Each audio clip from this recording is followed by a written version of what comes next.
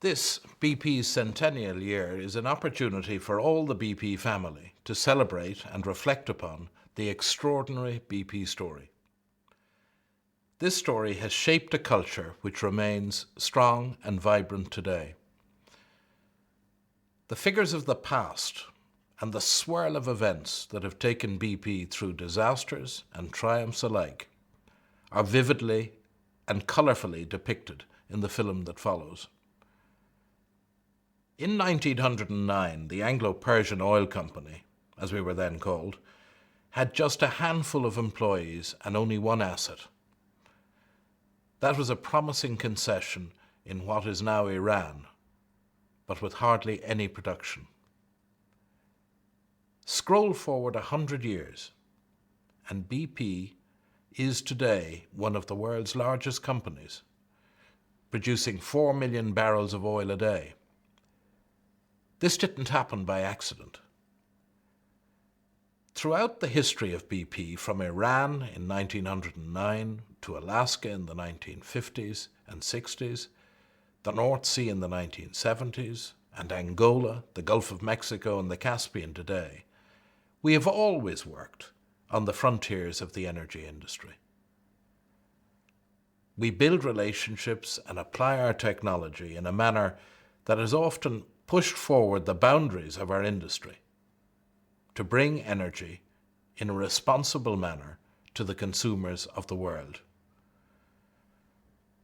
And the abundant energy provided by BP and its fellow international oil companies has powered an unprecedented era of economic growth and development. It's quite a tale. This is the BP story, and I hope that you will enjoy it.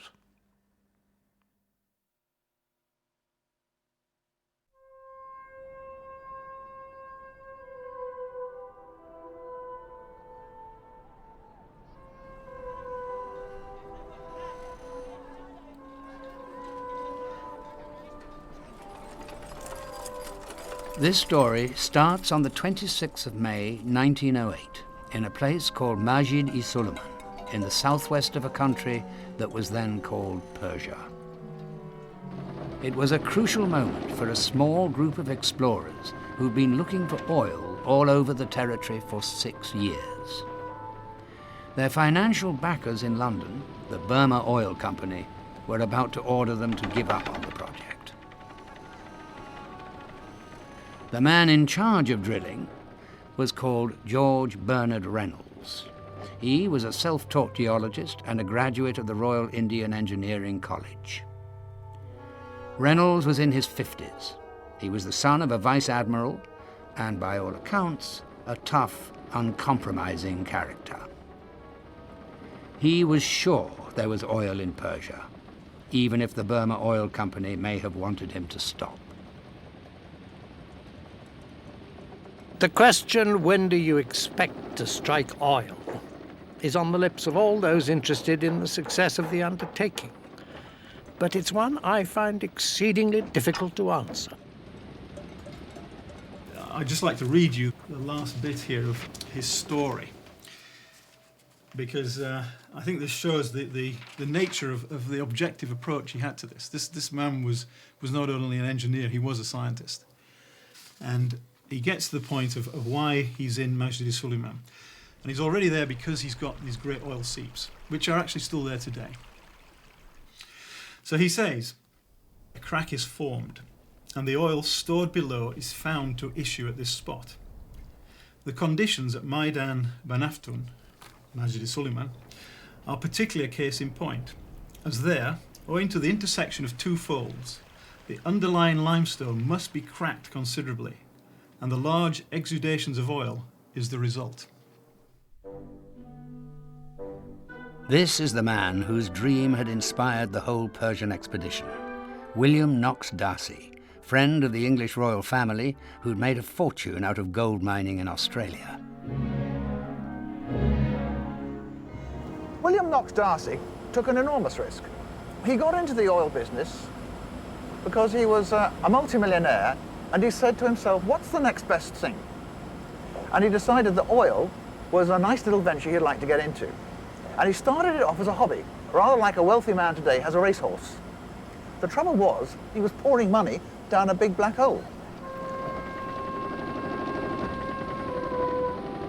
Reynolds, Darcy's man in southwest Persia, knew he was roughly in the right place. But even a reservoir as big as Majid-i-Sulaiman turned out to be can be easy to miss. This is the cross-section I drew when I was there. And it wasn't obvious to me at the time that had I been Reynolds, I would have gone to the same place, which of course is deeply embarrassing. This was the early days of oil exploration. Reynolds' team were drilling with the percussion method, banging the steel against the rock. Only 10 days before the 26th of May, they lost the bit and had to fish for it. It has changed, but not in as much as that the old-timers would not recognize. We're still using a drawworks. We're using, all the hoisting arrangement is identical. They would recognize these elevators. They would recognize the slips. Everything has got a lot bigger. In 1908, they were probably drilling with 3-inch drill pipe, not much bigger. 4-inch drill pipe possibly. But they were drilling to much shallower depths. So all the equipment would be smaller, but they would immediately recognize it. Darcy sent off his men to negotiate a contract or a concession with the Shah of Persia at the time. The concession was that they negotiated was 480,000 square miles. Now Britain is about 90,000 square miles in area. So this was 5 times the area of Britain. So this was a really bold move by Darcy, and as time has proven it to be a really insightful one as well. But by May 1908, his money was almost exhausted. He'd even put his magnificent mansion just outside London up for sale.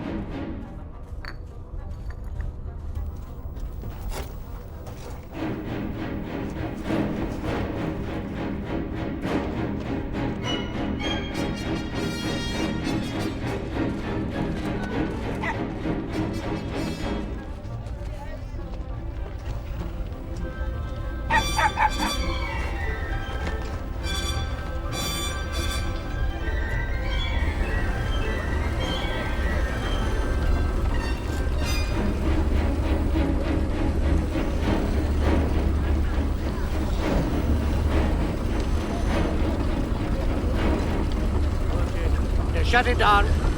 Shut it down now, please. Shut it down. عبد الهادي. يا عبد الهادي.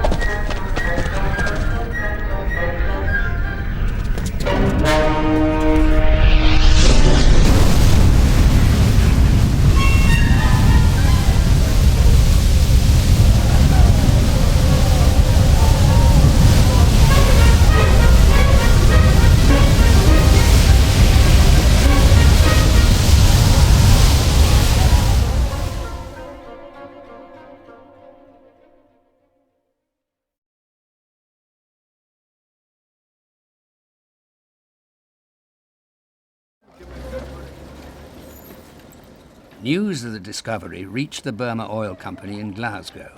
They had acquired their stake in the enterprise when Darcy was strapped for cash. Now, they bought him out and formed a company called Anglo-Persian to exploit the find.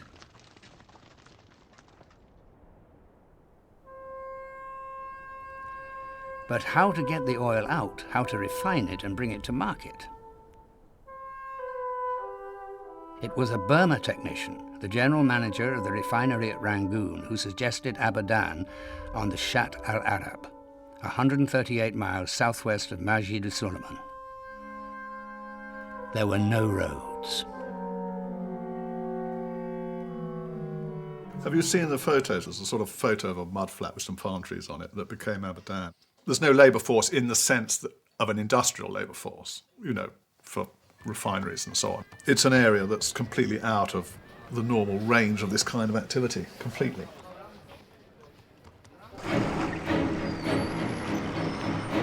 "1,000 local labourers and 37 Europeans ran the pipeline down to Aberdan.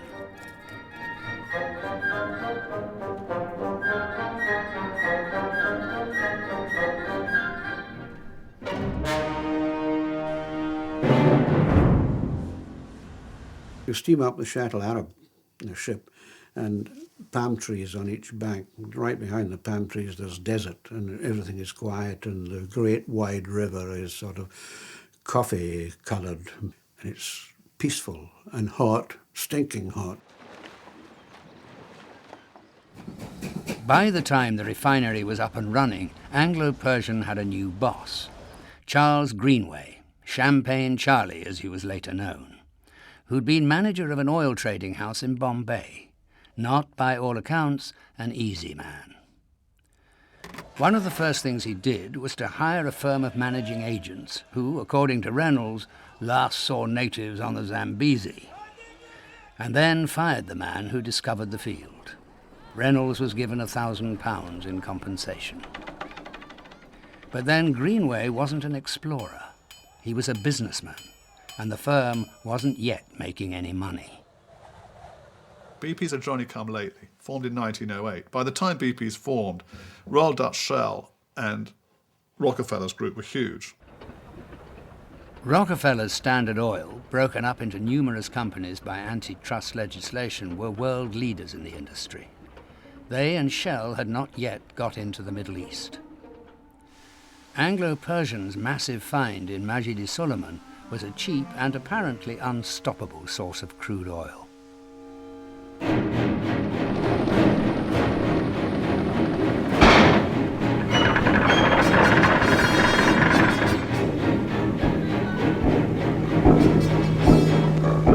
Shell had tankers to distribute their oil. Anglo-Persian didn't. Greenway made an alliance with Shell to shift Anglo-Persian's crude, but it wasn't enough to make the company financially stable. The company was basically running out of money very quickly and appealed to the sort of British, well, Churchill in particular.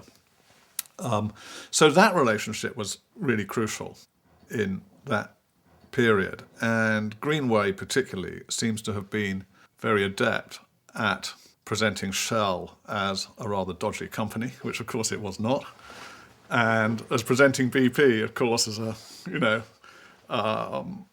stalwartly British company. In 1911, Winston Churchill was the First Lord of the Admiralty. He had his eye on the British Navy and how it was fuelled. Churchill put up £2.2 million to save Anglo-Persian. The government acquired a majority shareholding and put 2 directors on the board.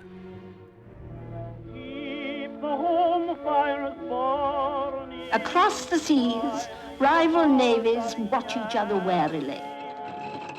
To date, all ships are coal-burning, and majority will be for some years to come. But Winston Churchill, now First Lord of the Admiralty, is active in negotiations with new oil concerns in the Middle East, in which the government hold the lion's share.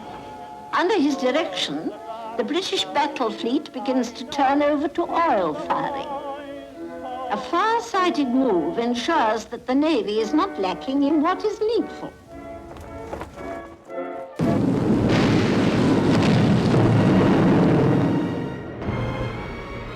The Persian oil fields went on producing throughout the First War.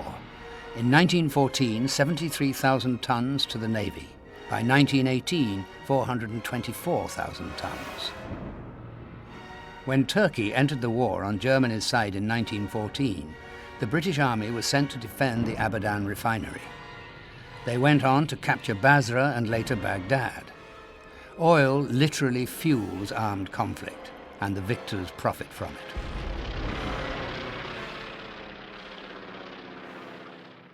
Lord Greenway, the first chairman of the company, his view in 1914 was that a company the size he wanted this one to be, the Anglo-Persian Oil Company, should be vertically integrated. In other words, it should do everything. Search for its oil, produce its oil, ship its oil, refine its oil, market its oil, and sell whatever it had marketed and move it to the markets.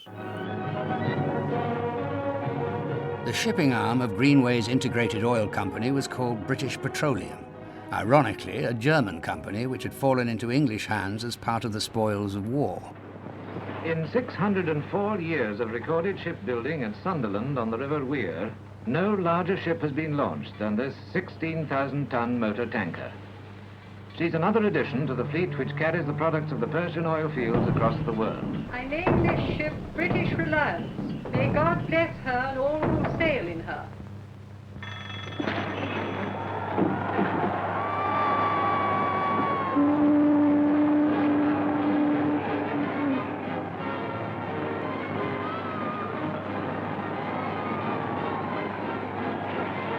The First War was not simply a European conflict, and victory over Germany and the Ottoman Empire in 1918 had huge implications for oil exploration in the Middle East.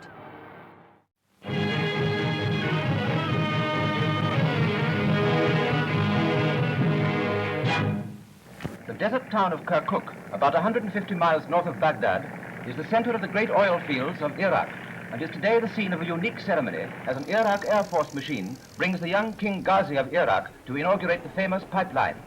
He meets Sir John Cadman, the man behind the gigantic engineering feat, with directors of the Iraq Petroleum Company. After the war, the French, British and Americans carved up the oil concessions in the region. The lucky chairman who inherited all this was John Cadman, who ran the company from 1927. Cadman, the first proper scientist to have control of the company, had started out life as a coal mine manager and later a professor of mining at Birmingham University. He'd begun magnetic field surveys for the Geological Society, and he initiated the huge task of drawing the oil map of the company's concession in what was still called Persia. When we were out in the field, we got up at 5 in the morning. We went with a plain cable and a map. We had to make a map up, otherwise we couldn't have put it onto the paper at all. They were mighty men. I mean, they had the capacity to look at rocks in outcrop and map and build pictures of what the subsurface looked like in fantastic detail. And their ability to define stratigraphy was phenomenal in the field. Oh. Some of the maps were just pieces of art. On these reconnaissance surveys that we went on, they were about 6 months.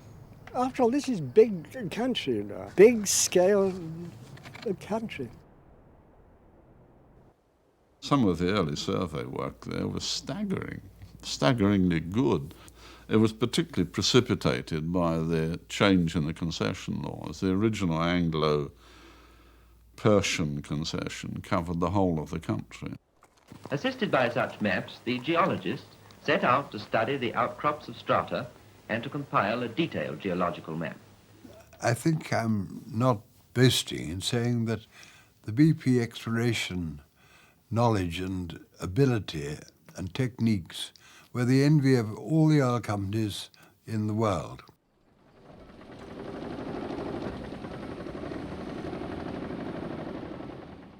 Cadman may have inherited the wealth of British imperial interests in the Middle East, but the political climate there was changing. The people making the deal for Persia were themselves a sort of small group in that country that happened to, you know, in a sense, you could argue that they were kind of looking after their own interests rather than the interests of their country necessarily in a broader-based sense. So the original deal was that Iran got 16% or Persia got 16% of the profit. It clearly was negotiated before people could really see through to where this would end up. So it ended up with obviously a lot of problems about how do you interpret this agreement, which was drawn up at a time when no one could have foreseen actually just how big a scale thing this whole deal would become. Out of the chaos of the World War came a new leader, Reza Khan, colonel of an Iranian Cossack regiment. In 1921, Reza Khan with a handful of men marched into Tehran and assumed direction of affairs.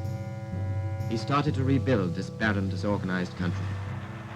Reza Shah was a great moderniser and a total autocrat.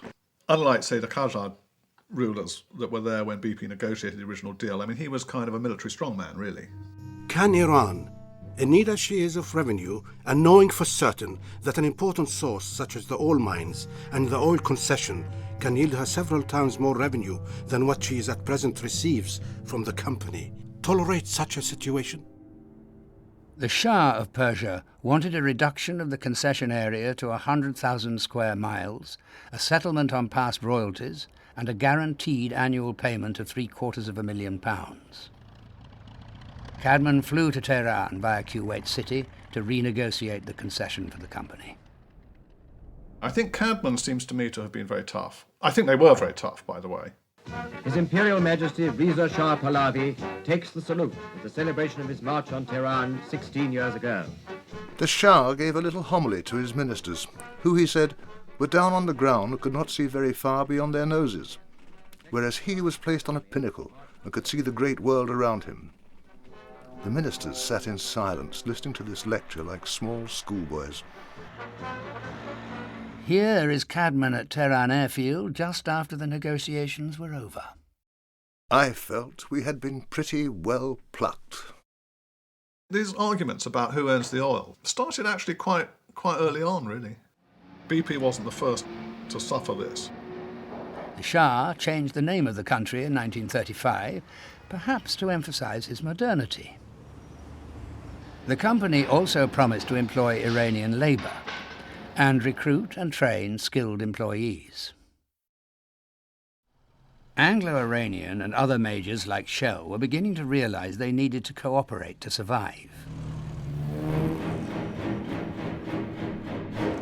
There was a market for petrol. The number of motorists rose by 1 million from the 20s to the 30s.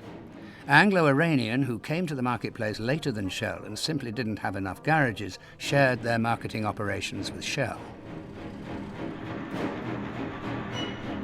The real imperative was to find somewhere to sell the stuff still gushing out of the gigantic field in southwest Persia.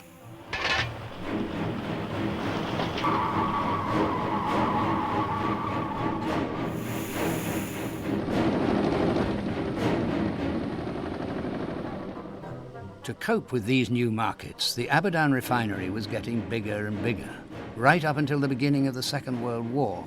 Even then, the work on it and in it did not stop. The refinery itself, when I got there in 41, was pretty much 2/3 developed. It was anything you wanted. The rugger club got a rugby pitch ploughed out of the desert, and the cricket club got a cricket oval, and the golf club got 18 holes laid out with road oil greens. One of the refinery's great achievements, helped by chemists like Colin Williamson, was to make aviation spirit from the sulphur-heavy Majid-i-Suleiman crude, not unlike distilling whiskey on a huge scale. This revolutionary new process was developed at Sunbury, Anglo-Iranian Centre for Scientific Research and Development.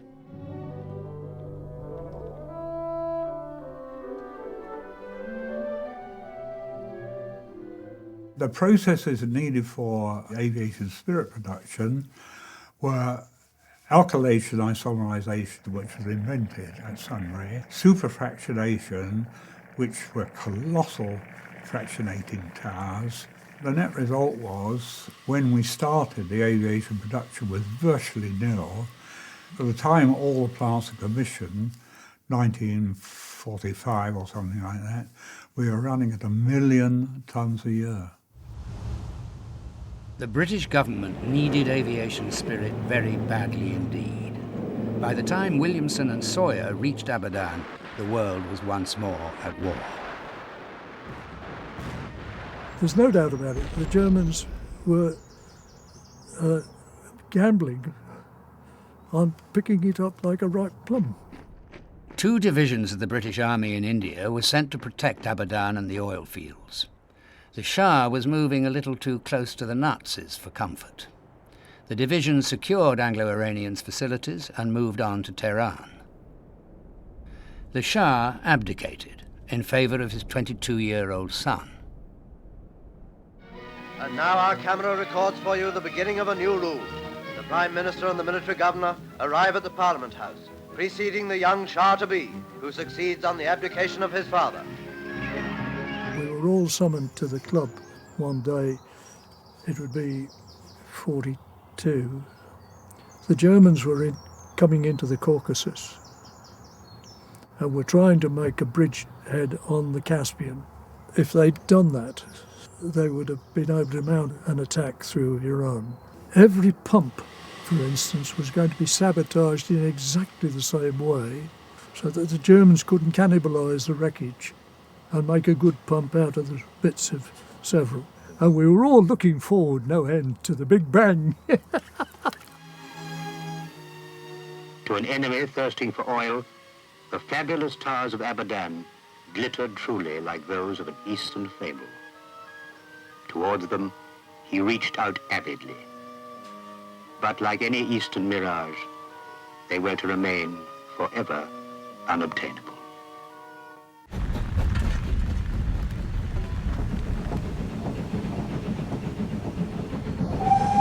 Wars remould industrial workers in the heroic image. While the Germans were failing to get their hands on Abadan, back in England, in the unlikely venue of Eakring, Nottinghamshire, workers like Kevin Topham and Doug Wallace were finding oil for the company as part of the war effort. It was the only oil field in the Oil UK. field, yeah. When was oil discovered here? 1939. April. April. That was just previous to the Second World War. Britain is producing oil. Dotted about the countryside is evidence of this new industry. These nodding donkeys are the only outward signs of an important wartime achievement. In 1940, plans for home oil production were speeded up as a war emergency. I don't suppose you ever thought you'd leave the oil fields of America to come and drill for oil in England, eh? You're darn right I did. Fact is, until I came over here, I had no idea oil ever existed in this country. The early borings were disappointing, but the oil men persevered, and at last, in June 1939, promising results were obtained from an area near Newark. Oil in commercial quantities could be produced at Eakring.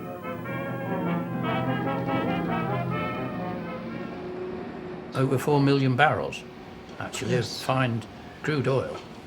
And 80% of that was used on Pluto, which was part line under the ocean, in preparation for D-Day.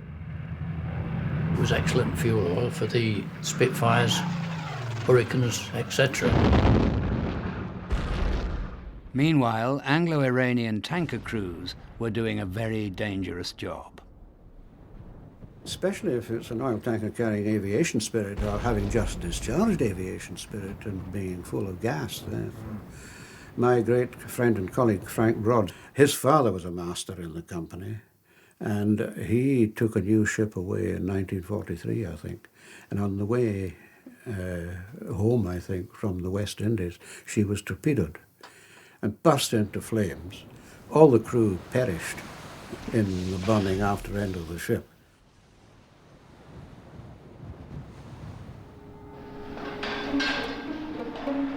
In spite of such horrors, Anglo-Iranian did manage to produce more oil, from 135,000 barrels a day in 1941 to 345,000 in 1945.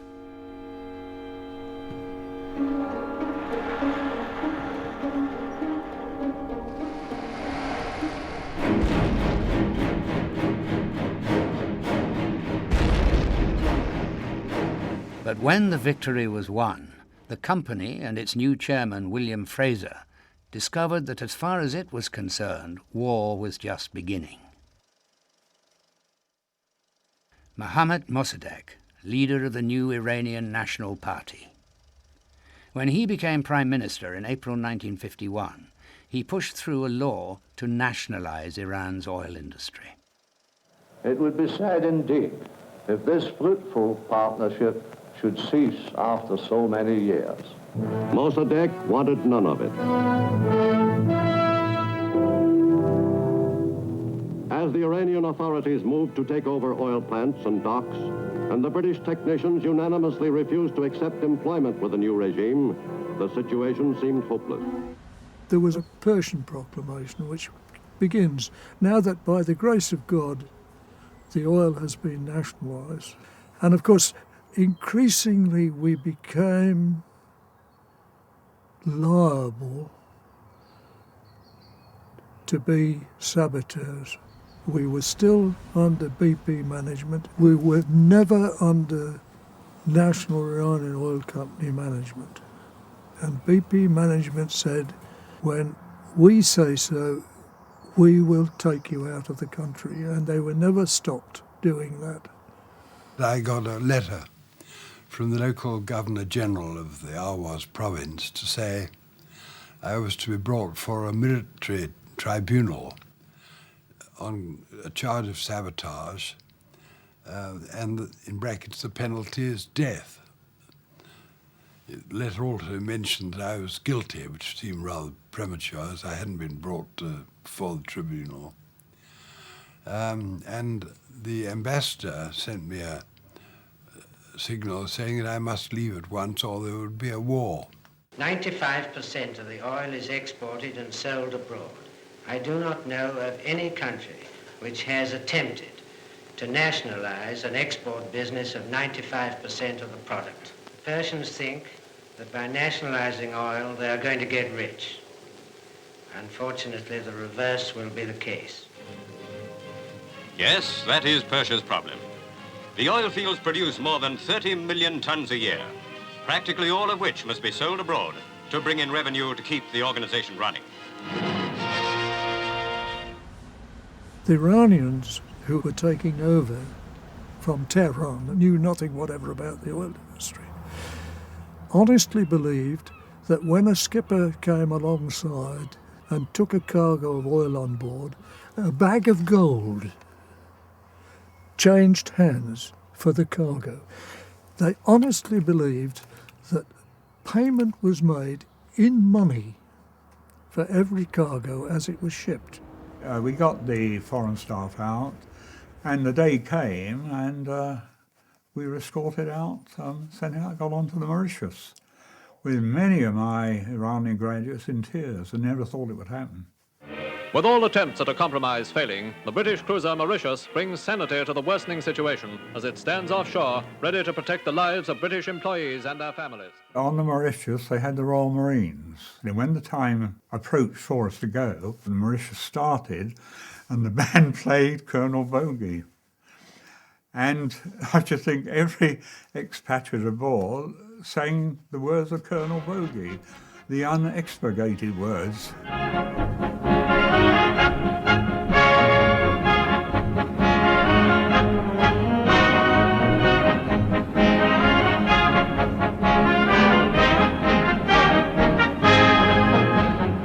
I went over to the canal zone where the generals were all based, and I stayed with one of them in the canal zone on a barge.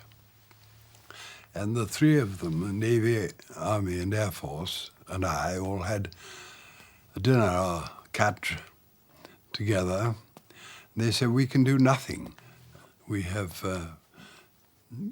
assembled a large military force, naval, Air Force, but the government refused to allow us to do anything. London, where directors of the Anglo-Iranian Oil Company met to discuss the latest news from the Persian oil fields. The man bringing home the news was Mr. Drake, the company's general manager in Abadan. Later, Mr. Drake, at Mr. Attlee's invitation, went to number 10 to place before the cabinet a first-hand account of the present Persian drama. In BP, the chief protagonist is William Fraser, or Lord Stratalmond as he became, who was the chairman and chief executive. And he has since then, in most of the people who've worked at this and studied the records, and in the academic community anyway, he has been basically very heavily criticised for being very inflexible, for lacking the vision to understand the international diplomatic aspects and consequences of the dispute, in other words, for seeing it in a narrow commercial sense. Willie Fraser bunkered down in the boardroom while the Americans and the British government set about trying to do a deal with the Iranians. Or, as Fraser and later Churchill saw it, preparing to spend company money on making their lives easier. Ladies and gentlemen, we have had one heavy loss, which I think might have been avoided by courage and firmness. We have been robbed by violence of the Persian oil industry, which we created, and from which Persia had derived such great benefit and could derive even greater benefit. There was this image that was cultivated of Mossadegh in the West, that he was a bit of a kind of nutter, and he met people in his pyjamas. Well, Churchill used to meet people in bed too, I mean, I hesitate to use the word obsessed. I mean, he seems to have been a person who was genuine. I mean, he was a showman, and he knew how to, he went to the States and he was very successful in appealing to American policymakers. Je suis très heureux de venir en Amérique. I am very glad to come to the United States to defend on the Security Council my country, and I am very glad the results. For nearly 2 years, the company was out of Iran. Fraser wouldn't budge. Then Mossadegh made the mistake of leaning towards Moscow. The British and the Americans tried to organize a coup against him. But after the Shah had ordered his dismissal, Mossadegh fought back. The Shah fled to Rome with no clothes and no money. It wasn't until the army organized a counter-coup that Mossadegh was toppled. Was the company involved? A lot of people have come to me over the years and kind of said, surely BP, was in some way involved. Weren't they a party to this? Didn't they have discussions about it? Or were they actually the instigators of it? Like I said to you before, I've never found anything to suggest that that's the case. My own reading of the situation also, if you look at the sort of circumstantial evidence, if you like, I mean, BP had been out of Iran since October 51, so they hadn't had people sort of on the ground there. Fraser was persona non grata, really, with the British government because of his hardline stance. Meanwhile, the mob flocked the streets, demanding the return of the Shah. Anglo-Iranian may not have been involved in the counter-coup against Mossadegh, but once again, the politics of the situation had played out in the company's favour. The thoughts of Britain instinctively turned to Abadan, that monument to British enterprise and engineering skill. Forced to abandon what we had created in the wilderness, is it too much to hope that we shall see once more the tankers of Britain at Abadan? Maybe sanity will yet prevail, and Iran and Britain go forward in harmony.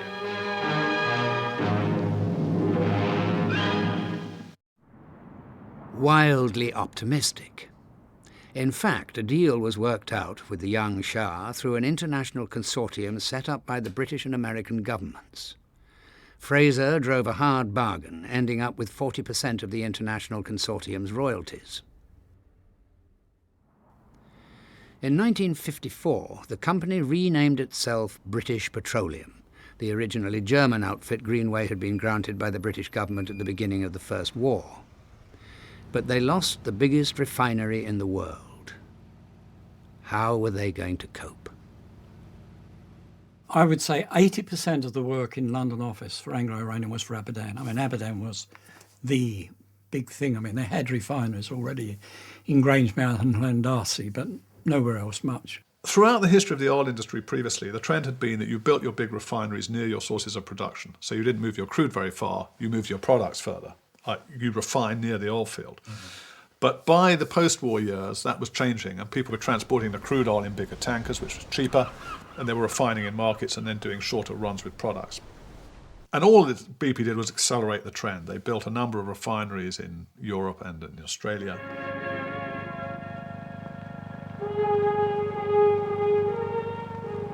The Isle of Grain is a peninsula on the coast of Kent. It is a remote, rather eerie district. They built a new refinery, the Isle of Grain. They improved and added to the existing refineries, Grangemouth in Scotland and Llandarcy in South Wales, both built in the 1920s.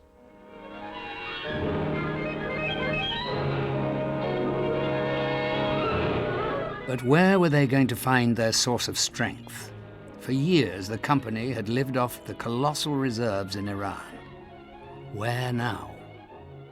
The explorers, who were BP's traditional great strength areas, were always a slight kind of, I won't say a law unto themselves, because that implies a sort of, they weren't kind of renegade in any way, but they had a different culture to the sort of hierarchical office-based culture. They tended to kind of be out in the field for long periods doing surveys and so on. Bet they heard that one in Australia. The search for oil continued. In the 1950s, explorers looked to new territories all over the world, from Nigeria to Trinidad. Money spent on finding oil increased by more than £12 million. This pioneering spirit led to two very important discoveries of two gigantic oil fields: the Prudhoe Bay field in Alaska and the North Sea. The North Sea story begins at the end of the 50s.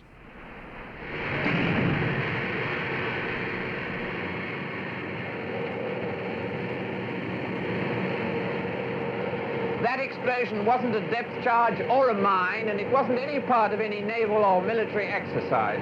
It's the beginning of a new kind of treasure hunt miles out here in the North Sea. 17650. The North Sea really became of interest with two things happening. The first was the development of offshore techniques in the United States, which happened really pretty soon after the war, gradually, and then through the 50s. And the other event was the finding of the very large gas field, the Groningen. Groningen, a name that started the present treasure hunt. For here in Holland, 3 years ago, natural gas was found, a huge deposit, the second biggest in the world. And the rocks that lie under the North Sea are just the same sort as lie under northern Holland. That was in 1959. But it wasn't until 1965 that BP found the first gas field in British waters, in West Seoul, just off East Anglia. The rig that drilled it was called the Sea Gem. Sea Gem stands on the seabed 40-odd miles off the Humber coast. And taking a longish view, this could be the largest bonus for Britain since the big-scale development of coal.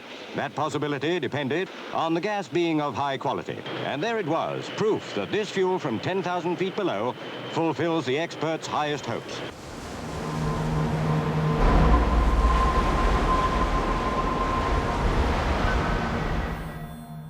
After the triumph, tragedy.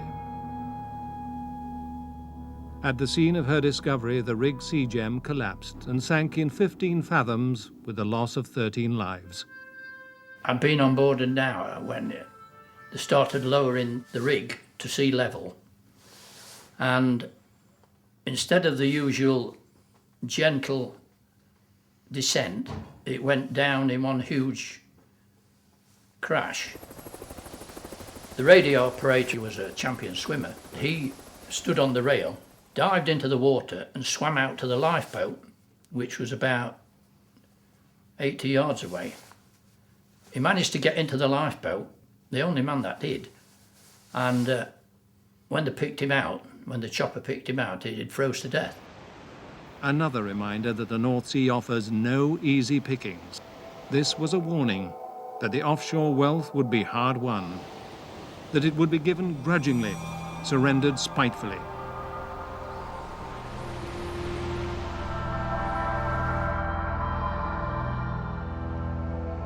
10 years later came the first great oil success in the North Sea, the Forties field. The Forties field, the first oil found in British waters, lying between Scotland and Norway in the middle of the North Sea. All oil exploration ventures, you never know all the variables, and you still never know normally whether there's oil there or not till you drill, because why it's there is a product of the whole history of geology, not just the shape of the thing as it is now. You need to know what happened when the oil was generated and moved, and this is something which means making inspired guesses, is what they often are, on when the oil got in, or if it got in, or if it escaped. And it wasn't luck. It had been picked out as a drillable structure, and the decision of the moment of drilling it was one where I intervened, but it would have been drilled. I merely changed the sequence. We knew that it had some similarity to things which had oil in, but we didn't know this particular sand was going to be such a good one, and it turned out to be an absolute honey. I haven't come here to make a policy statement. I think this must be a day of celebration, a day of congratulation to the firms and to the people who have brought this oil ashore from under the most terrifying and capricious waters in the world. After the success at Forties, the hunt moved further north to the East Shetland Basin. It was here that the company was led to the deepest of all the North Sea oil fields, Magnus.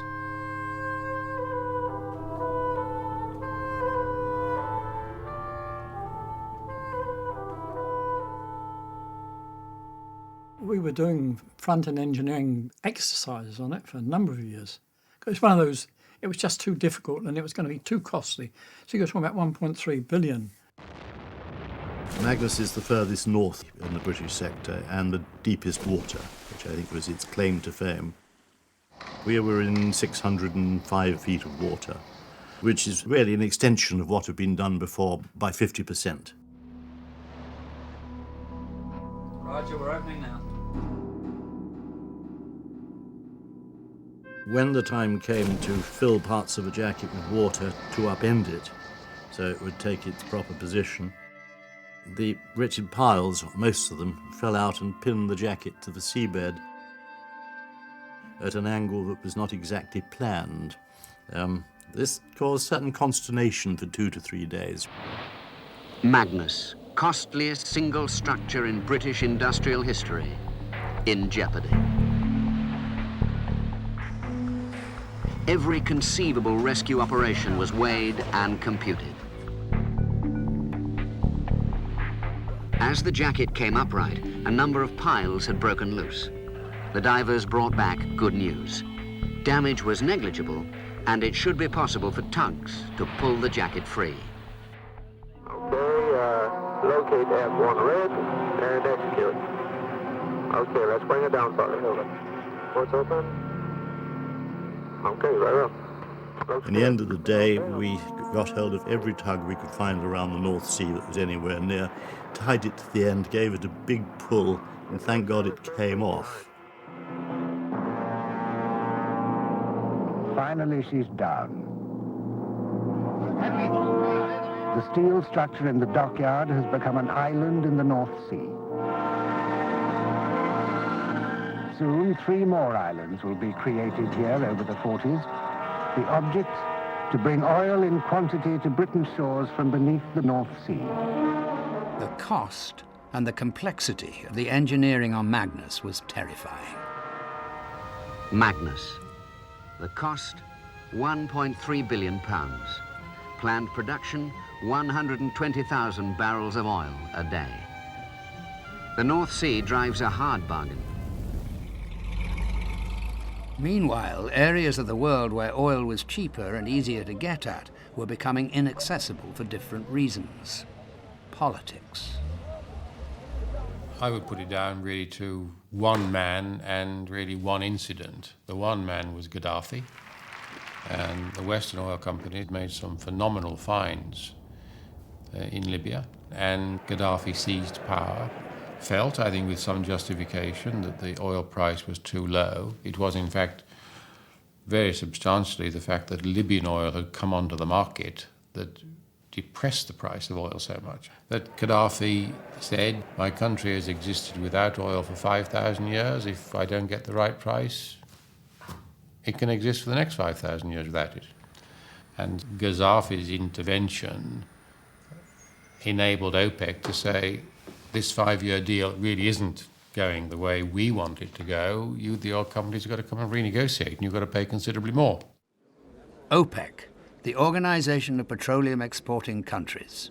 Iran, Saudi Arabia, Kuwait, Iraq, and Venezuela had been formed as early as 1960 to protect these mainly Arab oil-producing states. So we arrived in Vienna, ready to start negotiating the next day with OPEC. And on the morning that we were due to start our negotiations, of course, the Yom Kippur War broke out.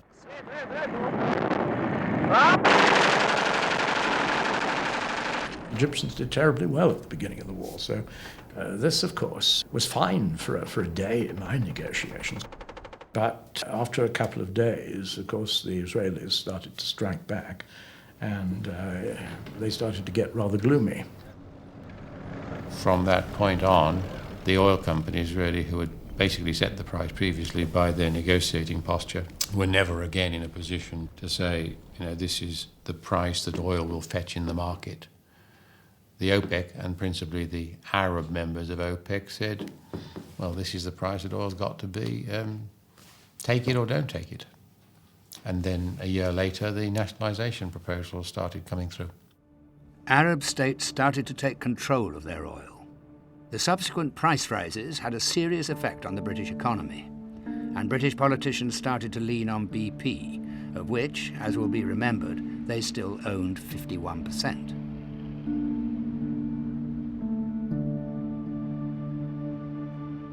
My Lord Mayor, it's natural that within Britain, public attention should focus on one particular consequence of war in the Middle East, its effect on our oil supplies. I was suddenly sent for by Heath. Oh, he asked me, is it possible for BP to supply the whole of the UK requirements, 100%? And I said, yes, certainly. But if we were to do so, we'd have to cut supplies to the other European countries. He said, well, never mind about that. That's what I want you to do.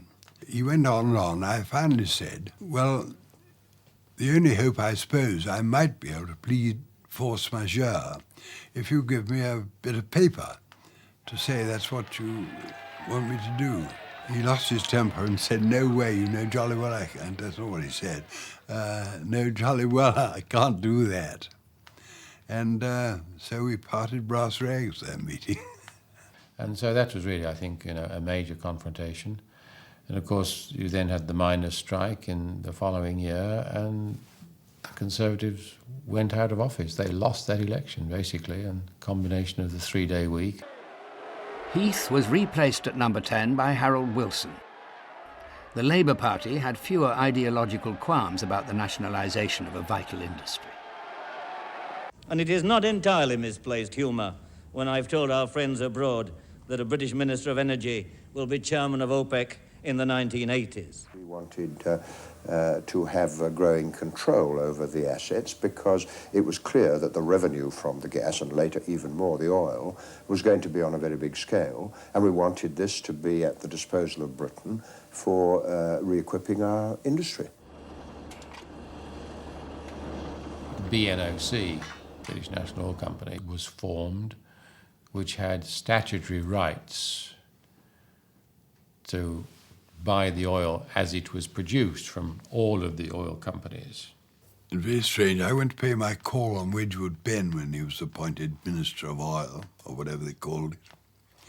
And I used to go around in a Rolls-Royce in those days, a company Rolls-Royce, but I thought, well, this man Ben, and I got my chauffeur to put the Rolls-Royce in the garage, get hold of the most ancient jalopy he could find, for me to go and call on Mr. Ben. The only real answer nationally is that national assets should be nationally owned, the rate of depletion should be controlled, the revenue should be available, and you keep the oil companies at arm's length. And in fact, I was told, and it was confirmed by McFadden, who was the Shell man, that he tried to persuade Shell to try and take over BP. But the right wing of the Labour Party were never really in favour of state ownership. We believe in trying to steer revenue into restructuring industry, things like that. And as the Labour government ran out of money, they looked to business to keep them afloat. The way I look at it is this. Within a few years' time, oil will start flowing in from around our shores, and a lot of our problems will be that much easier. Ironically, I suppose, when Dennis Healey was summoned to the IMF, The Labour government's financial situation was such that they looked around and said, well, what have we got that we can sell that somebody will pay a good price for? And so that was the first tranche of the BP share sale. Under the new Conservative government of Margaret Thatcher, the full-scale privatisation of the company went ahead. It's me. I know it's your hair now, but it's about next Friday. It started. Britain's latest share offer is getting underway. BP. It became more commercial, without a doubt. And I think Peter Walters had a lot to do with that. And I think also the changing structure of the industry had a lot to do with it. In 1986, the Treasury sold off its remaining 32% of shares in BP in one go. If you were to ask me, what is the thing about which I feel worst in my whole period in BP, and particularly during my chairmanship, it was the disaster of the share sale. It's the start of a new phase for BP. It's an important day for the government, and more importantly than that, a great day for Britain and the shareholding population. Before the sale could begin, the world stock markets collapsed, and the price of BP shares, so dramatically unveiled, collapsed with them. And that enabled the Kuwaitis basically to defy the British government and to pick up shares cheaply. Certainly we in the company felt was very unhealthy for BP, to have a competitor. I mean, Kuwait, the Kuwait government is the same as the Kuwait oil industry, and there they were, sitting with 22% of our shares, which, if they had taken it to the full progression of such a large holding, could have given them a couple of directors on the board. They would have been privy to all our commercial secrets. Indeed, they may well, with a big shareholding, have been able to frustrate some. So we said, this is not healthy. Following pressure from the British government, Kuwait was forced to dispose of more than half its shareholding. Eventually, we were able to do a deal with the Kuwaitis to buy them back.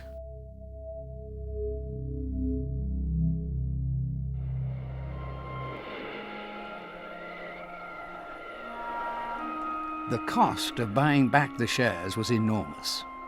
Luckily, as well as its income from the North Sea, BP had another hugely successful field in North America. The story begins in Alaska in 1957. Between Canada and Siberia, feet in the Pacific and ahead in the Arctic, lies Alaska, the largest, most mountainous, and coldest of the United States. This is the thing you have to remember in all credits given in the discoveries and moves in exploration. It's basically a team effort and not one individual. We formed a joint company with Sinclair to explore in Alaska, and we fiddled around in various bits of Alaska where there was licensing availability in the south, which were a failure, and this was just the luck of the game. But our main hope was always the North Slope, which was the main objective for going in there. A piece of work which was absolutely fundamental to our understanding was done by the then chief geologist, who is now dead, a man by the name of Jim Spence. And Jim did realise that the geological history of Prudhoe Bay High was different from that of the Colville High. We had our eye on a far northern belt of potential, and we covered this with seismic work, and we were the first people that did that outside the US Navy. Various other companies came in and virtually duplicated our work. This included Richfield, for one. Atlantic Richfield, ARCO, ironically now part of the BP group, were the first to hit oil in Prudhoe Bay. ARCO's original discovery well, sending shockwaves throughout the petroleum world, triggering an intense search by many more oil companies, prior, of course, to the exciting September '69 North Shore oil lease sale. The state of Alaska put the area up for sale. September 1969 shattered all records, Alaska receiving over $900 million. BP's geologists had put them in the right place, and they proved to be very lucky indeed with their bids. Secretary of the Interior Wally Hickel and former governor of Alaska said, why, we're talking about 40 billion barrels of oil on the whole North Slope. The whole climate there is, if you like, more commercially oriented, and paying a lot for the rights to the oil that you hadn't found was normal, whereas it wasn't for BP. The engineering problems facing the company were every bit as challenging as those they'd found half a century ago in Majid-i-Suleiman. How were they going to get the oil out? Arco Humble and BP decided to build a pipeline 800 miles long from Prudhoe Bay to Valdez in the south. The project was seriously delayed, firstly because of the effects on the frozen surface of the landscape. When we talk of soils in the lower 48, we're thinking of the true definition of soil. Up here, our soil is all rock. There's no just digging a ditch and dropping it in. So we're fighting frozen ground here, or ice cubes with sand and gravel mixed into them is what we're fighting all the time. A lot of it is permafrost. You get a top layer of about 18 inches will thaw during the 5 months of summer. Blooms beautifully, lovely. But when you go down, whether it's stable depends on what it was originally. If it's rock or gravel, you're fine. But a lot of it is a sort of kind of sludge, which is only solid because it's frozen, and it remains permanently frozen. So when we started the line, we knew damn well that a lot would have to come above ground, because with the test boreholes that had gone on, we knew you were into pure ice.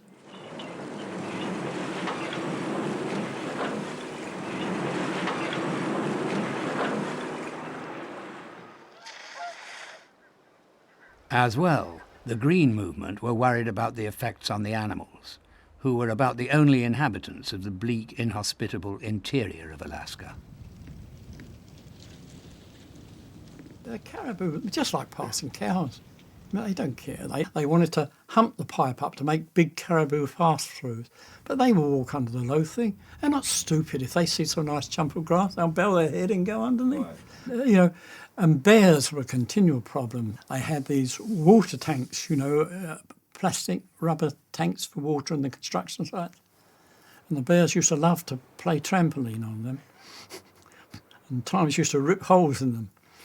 And the routine was, if a same bear kept making themselves, they used to shoot him with one of these drug things and take him way up country, hoping he couldn't find his way back. They say some of the buggers used to find their way back, say they recognised the same bear. BP formed an alliance with Standard Oil of Ohio, Sohio, a company originally part of John D. Rockefeller's empire, in order to exploit its huge share of Prudhoe Bay crude. Sohio were good at the downstream, refining and selling. The Standard Oil offshoots started in 1870, 1880. I mean, they had a 50-year lead on BP into that downstream. The man beside the pump became the ambassador of the skilled army that worked endlessly behind the scenes to give us what we wanted. Were we grateful for his services? You bet we were. So even in terms of location, they picked up many of the best corner sites. They might have had property developed all around them, but the guys that are there and have put a gas station on the busiest corner are still generally in business. And so it was that competition that BP had to face up to. But by the 80s, Sohio was losing money. Frankly, in my view, the Standard Oil management wasted a lot of the income from Alaska in pretty abortive investments. The Alaska Pipeline, brought to you in part by Sohio. We're working to keep you on full.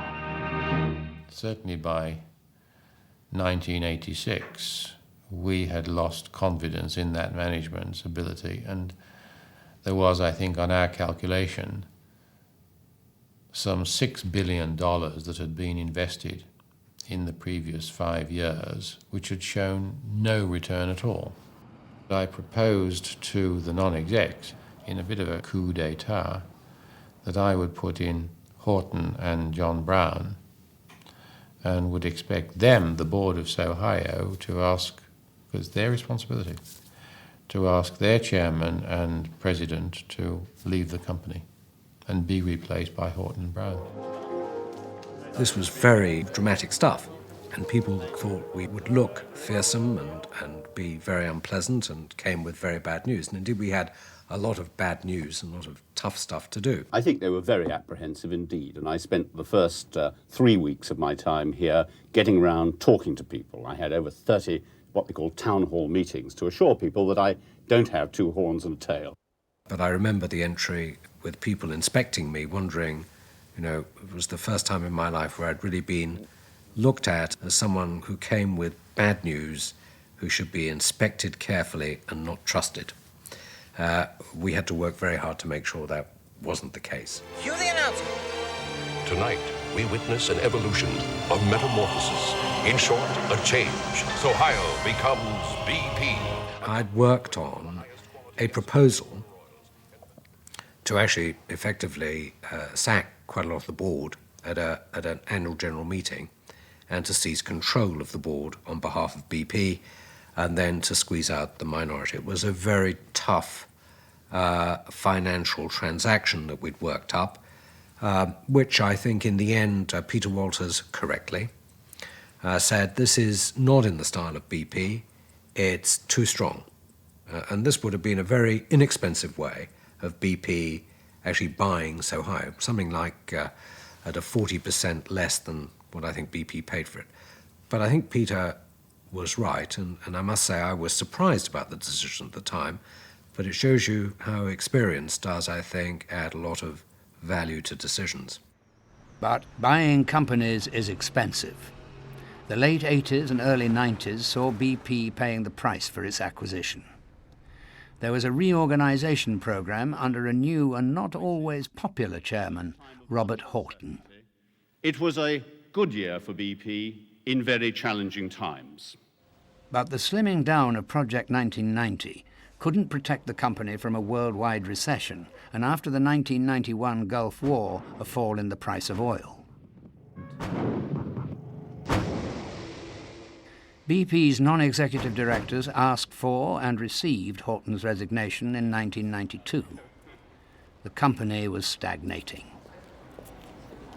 He was the last chairman and chief executive of the company, and it was at a period when governance and accountability at the highest level in boards was being rethought. A chap, whoever he had been, was in charge of a company at a bad time in a cycle who took a wrong strategic decision. If he was both chairman and chief executive, was eminently more vulnerable than when you have a chairman and a chief executive and you can see where the choices were made. I'm David Simon, your new chief executive, sometimes known by other names, one of which is Dags. David Simon was made chief executive. He'd made his career in European marketing. As well as finding oil, you have to be able to sell it, and David Simon knew all about that.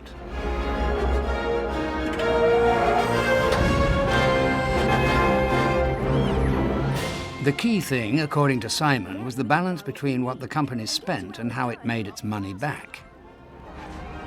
It was to do with three actions in the company: reducing capital spend, which we had to do for the reasons I said because of the cycle, reducing the cost structure in the business, and hitting a profit target. Between them, Simon and John Brown brought the company back from the brink. And they didn't just do it by cutting costs. From 1990, BP turned once again to its great strength: exploration. Lo and behold, we rediscovered what people knew all along. You want to be successful in this business, the first thing you've got to do is find big oil fields. One of the principal reasons behind this was a revolution in the geological thinking of the explorers inside the company. Their first major success came at the end of the 80s, in the Gulf of Mexico. There was no point in exploring the deep water, those areas beyond 1,000 metres. Until the late 80s, people hadn't got the engineering concepts to allow you to produce. So we certainly knew that this was likely to occur in the Gulf of Mexico. We had inklings around similar places where, the great rivers of the world over the last 50 million years have dumped enormous amounts of sediment. So it's worth going and looking at all the great deltas of the world, which most of them have lasted for the last 100 million years. The rivers tend to be there for a long time. Their geological success gave BP enormous power, but they had to up their game in refining and marketing the downstream. Brown began to have talks with Amoco, a Chicago-based company with an enormous refinery just outside the city who was struggling to stay in the big league. I then turned to Amoco. I rang Larry Fuller up, literally, one day and said, "Larry, I think I'd like to come and talk to you about the future." And I said, "Have you ever thought about merging with anybody?" To be careful what you have to say. But he said it wasn't on his agenda, but perhaps we could meet the day after the phone call. I was in London, he was in America. So I said, absolutely, and I flew over on Concorde and met him in the Concorde lounge, and we had our first discussion about the possibility of getting the two companies together. We tried to get the so-called dual structure, whereby we would sort of merge but not quite. But it didn't work.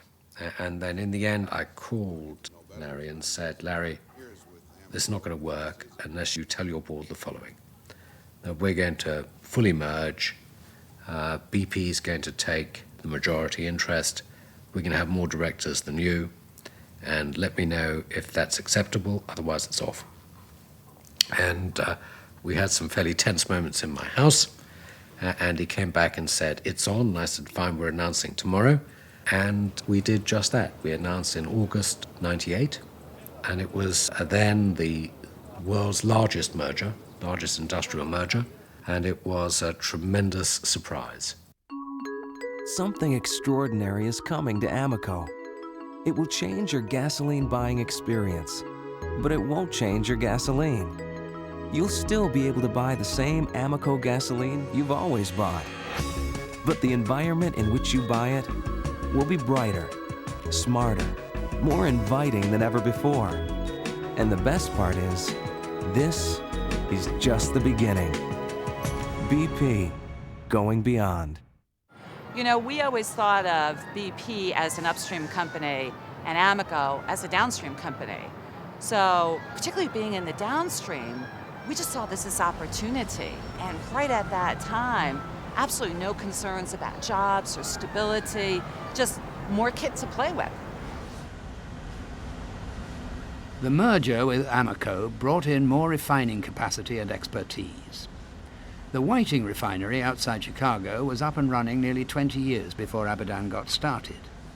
It was originally part of Standard Oil, and it was here that catalytic cracking, the refining of crude oil into stuff you can put in your car, was invented. After that, I got a phone call from Mike Bolin, the chairman and chief executive of ARCO, who, simply put, it's the first time it's ever happened to me, he said, "We think you should buy our company.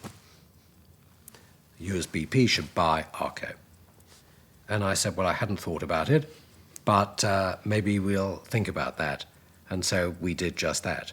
So we bought ARCO, Amoco, Sohio, and that was an enormous collection of Standard Oil companies. So I think by number, we had more Standard Oil companies than anybody else. We'll be the largest producer of oil in the non-OPEC world, producing 2.7 million barrels a day. That's why today's harder-working engine needs Castrol GTX, engineered for the... There were more acquisitions in the downstream area. Castrol, who'd been selling lubricants for engines since 1899, and Arrow, with a long-established network of gas stations in Germany. And BP were also looking at joint ventures, the biggest and most publicized of which had been started back in the early 90s. when the old communist empires began to crumble.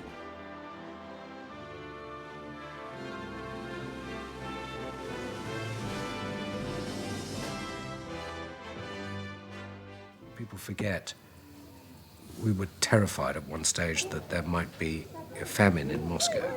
I remember eating in the restaurant in the Savoy Hotel, which was decked out in silver gilt and, I mean, incredibly ornate. The food was dreadful. And we sat picking at our food, and it had windows, and we were watching crowds coming and pressing their noses on the window, watching us eat.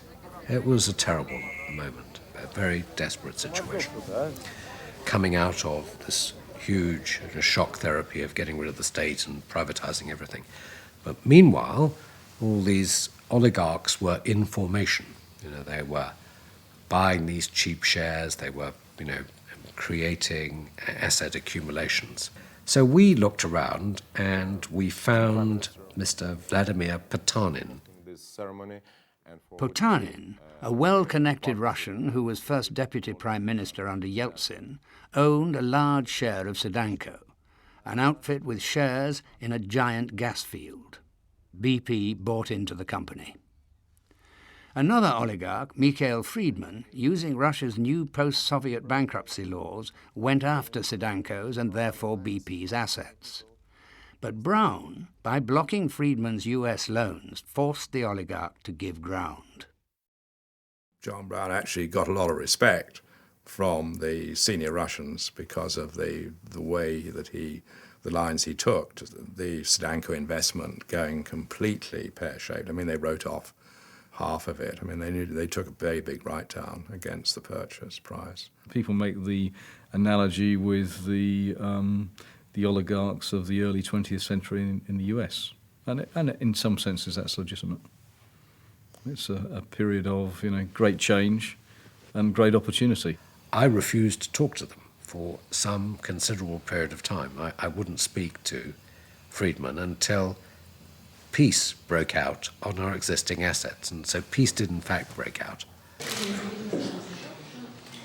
By 2003, Potanin was out of the way, and in February of that year, Brown and Friedman reached agreement to form a new jointly owned company registered in the British Virgin Islands, TNK BP.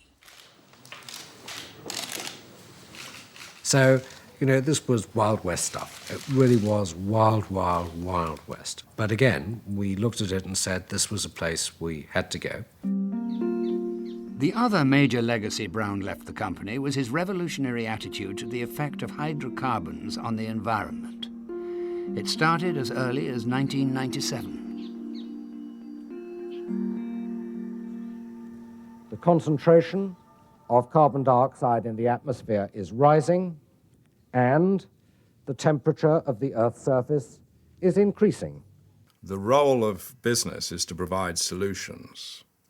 It's not to say there's a problem when we can't do anything about it. And it's certainly not sensible to say there is no problem. Brown pledged a program that included BP monitoring its own greenhouse gas emissions and expanding its renewable energy program, notably in solar power, an area where BP already had 10% of the world market. I think it's a reasonable possibility that the second half of the 21st century will be the solar century.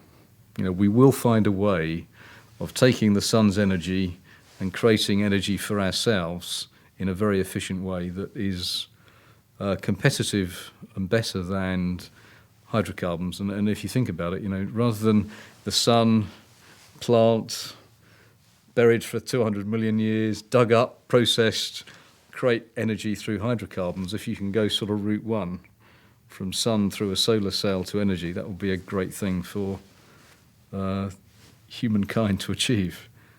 It's all about probabilities. You know, it remains about probabilities, but of course that's something that BP deals with. I mean, if you don't understand probabilities, you really shouldn't be in the exploration business. Green has always been part of the BP logo. But the image of the company had now, in the public's mind, become almost fatally confused with its environmental stance. Is it possible to drive a car and still have a clean environment? Beyond Petroleum, BP. We had become too much concerned with trying to make a difference in the world and not recognising that to do that, the first thing you have to do is deliver really great business performance. So there were a lot of people in the company who were more worried about whether we were doing a good job in the world than whether we were actually making money for our shareholders. If I can be blunt, that's the reality. By 2004, I realised that we basically were again running out of steam. 5 years into the new millennium, Brown and the board were finding less and less common ground. And within 14 months, there was a series of disasters for BP. In March 2005, there was a tragic accident at Texas City Refinery, in which 15 people died and 170 were injured.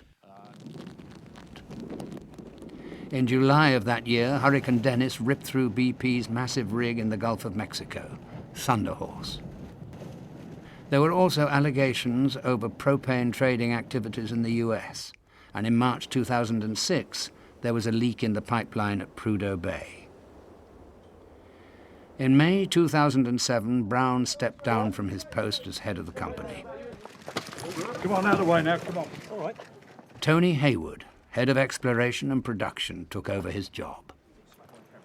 There is only one way to deal with that sort of issue, and that's to confront it head on and say that it's clear that we have a serious failing and that we need to take serious action to make good the failing. Haywood introduced what he called the forward agenda, improving the safety and reliability of the company's operations, growing revenue and reducing costs. Things, as usual, are changing. But its history does teach us that 100 years on, the core of the business hasn't really changed that much. I think you have to recognise that the company was founded through exploration.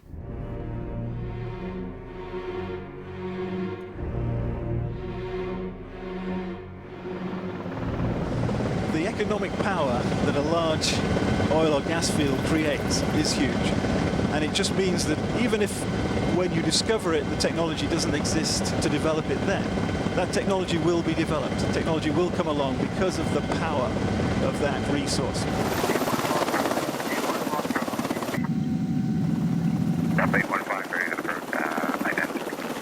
Well, we've been on this rig for almost a year now. It'll be a year in March of 2009. And it costs about $500,000 a day to run this operation. So you can't stand here without reflecting on the past and what happened in Persia 100 years ago. Reynolds himself had a drilling machine that could drill to 2,000 feet. He found oil at 1,100 feet. But the important thing is that spirit is the same. The technology, the people obviously are different, but the spirit of BP is today exactly the same as it was then. We do difficult things on the frontier, things that have not been done before. And that takes us to create things like this. The BP story might sound like the history of Britain in the 20th century. But the company has never become a government creature. It has made its own history, lived in the moment, and there are still frontiers to cross. The search to provide heat, light, and mobility will lead them towards technologies and resources which as yet can only be imagined.